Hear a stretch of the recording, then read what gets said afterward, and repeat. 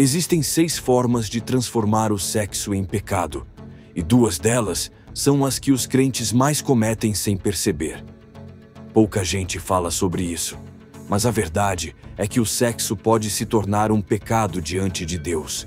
E neste vídeo, você vai descobrir os 6 momentos em que isso acontece segundo a Bíblia. Os 2 últimos são os que mais acontecem e quase ninguém percebe. E para quem ficar até o fim, eu preparei um presente exclusivo e completamente gratuito para quem deseja compreender melhor a palavra, mas tem dificuldades. Mas atenção, apenas para quem ficar até o fim. Você está prestes a dar um salto no seu entendimento bíblico, e eu vou te mostrar como. No silêncio das madrugadas, quando muitos se perdem em seus próprios desejos, há uma verdade que poucos ousam encarar. O sexo, que foi criado por Deus para ser sagrado, pode se transformar em pecado quando usado fora dos propósitos divinos. Ao longo da história da humanidade, o Criador estabeleceu limites claros sobre a intimidade, não como um castigo, mas como proteção para o corpo, a alma e o espírito. Teólogos de peso como o pastor Augustus Nicodemos, pastor Hernandes Dias Lopes, pastor Norman Geisler, C.S. Lewis e Pierre Eliseu Rodrigues concordam em um ponto. O desvio do padrão bíblico na sexualidade é uma porta perigosa para a ruína moral e espiritual. A Bíblia é direta quando fala sobre o sexo antes do casamento. Em 1 Tessalonicenses, capítulo 4, versículos 3 ao 5, o apóstolo Paulo afirma que a vontade de Deus é a santificação, que cada um saiba possuir o próprio corpo em santidade e honra, e que se abstenha da prostituição. Essa prática, conhecida como fornicação, é uma transgressão contra o próprio templo do Espírito Santo. É como pegar algo santo e jogá-lo na lama do prazer momentâneo, um erro comum entre jovens cristãos que foram seduzidos pela cultura do não tem nada a ver. O adultério, por sua vez, não é apenas uma traição conjugal, é uma afronta direta ao pacto estabelecido por Deus entre um homem e uma mulher. Desde Êxodo capítulo 20, versículo 14, onde está escrito, não adulterarás, até os ensinos de Jesus em Mateus, capítulo 5, versículo 28, em que ele diz que quem olhar para uma mulher com intenção impura já cometeu adultério no coração. O padrão é inegociável. William Lane Craig e o pastor Norman Geisler reforçam que o adultério é mais do que um erro moral, é idolatria, é colocar o desejo acima da aliança. Quando o sexo é transformado em comércio, o pecado toma uma nova forma. Prostituição. Não apenas nos becos escuros das grandes cidades, mas nas plataformas digitais, nas conversas vendidas por cliques, nos corpos alugados por curtidas.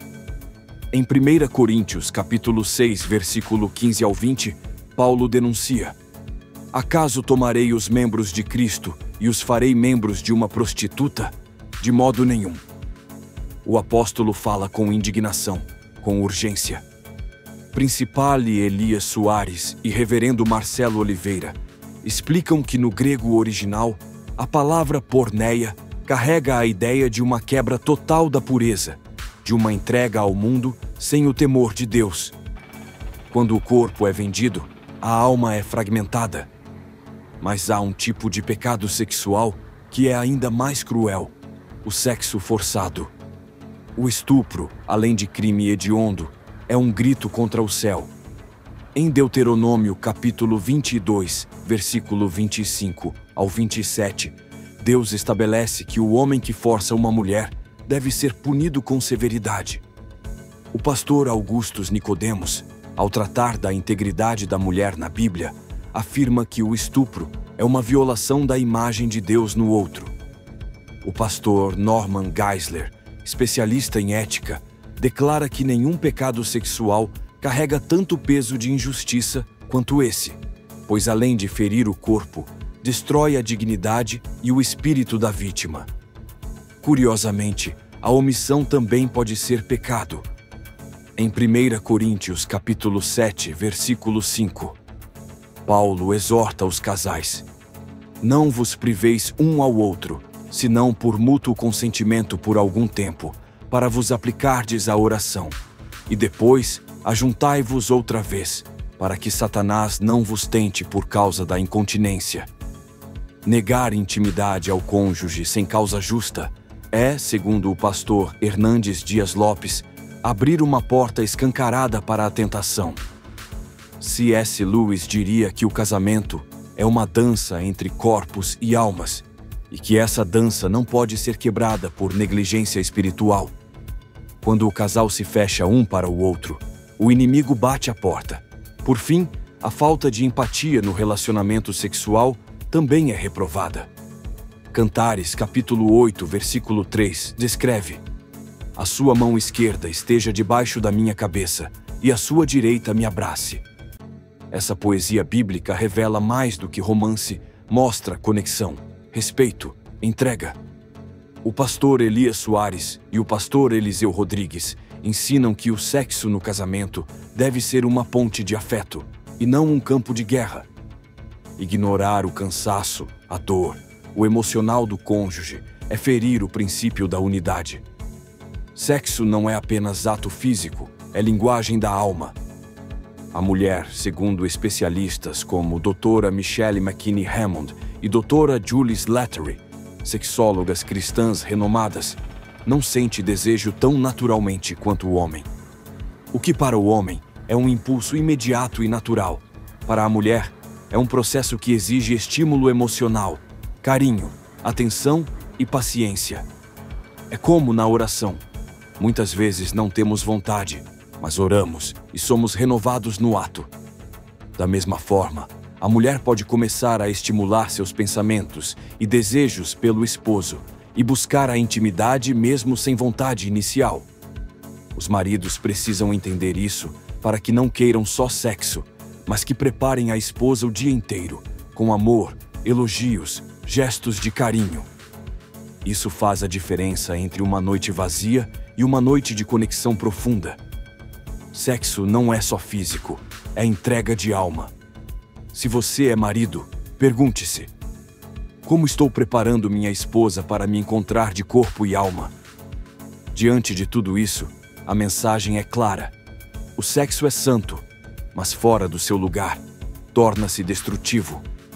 Esses 6 caminhos que o distorcem não são invenções de homens, mas alertas do próprio Deus através de sua palavra.